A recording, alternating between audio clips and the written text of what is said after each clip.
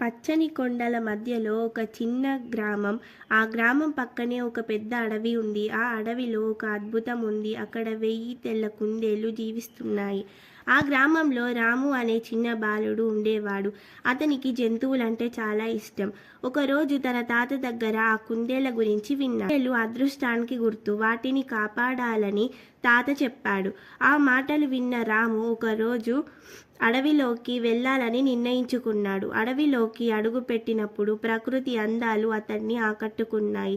కొంతసేపటికి అతను చూసింది అద్భుతమే. పెద్ద మైదానంలో 1000 తెల్ల కుందేళ్లు ఆడుకుంటూ గడ్డి తింటూ ఆనందంగా ఉన్నాయి. అయితే ఆ ఆనందం ఎక్కువసేపు నిలవలేదు. అడవిలోకి కొందరు వేటగాళ్లు వచ్చారు. వాళ్ళు ఆ కుందేళ్లను పట్టుకోవాలని ప్లాన్ చేస్తున్నారు. రాము భయపడ్డాడు. కానీ వెంటనే ఒక ప్లాన్ ఆలోచించాడు. అడవిలోని జంతువులందరినీ సహాయం కోరాడు. కోతులు చెట్లపై నుంచి శబ్దాలు చేశాయి. పక్షులు ఎగురుతూ వేటగాళ్లను డిస్ట్రాక్ట్ చేశాయి. జింకలు కూడా సహాయం చేశాయి.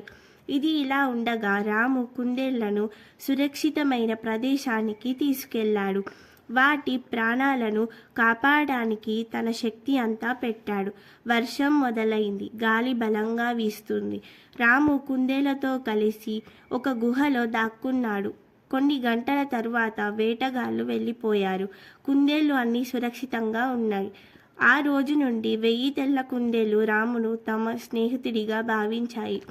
గ్రామంలో అందరూ అతన్ని ప్రశంసించారు. తాత గర్వంగా చూశాడు.